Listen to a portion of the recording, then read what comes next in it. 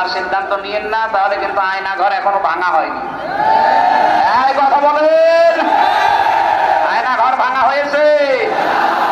আপনাকে 14 বছর থাকা লাগবে না, শুধু 14 দিন থাকবেন।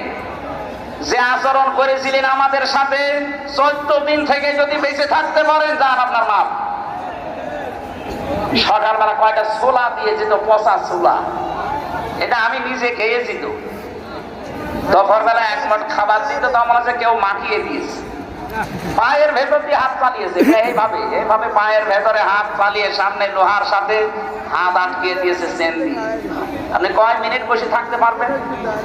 এই যে পাশের জেলা নোয়াখালী, এখানে হাতিয়া একটা থানা আছে না, সাথে ফাঁসির কন্ডেম ছেড়েছিল, দেখতাম একেবারে শাকপাট হয়ে হাত পা ছেড়ে দিয়ে পড়ে আছে। আরে ভাই আপনি এমন করেন?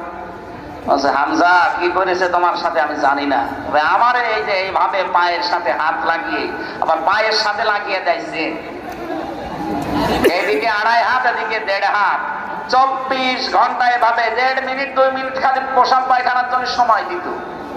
তারপরে এমন পায়খানা, দাঁড়ালে দেখা যায়, বসলে দেখা যায় না, এতটুকু দেওয়াল দেওয়া।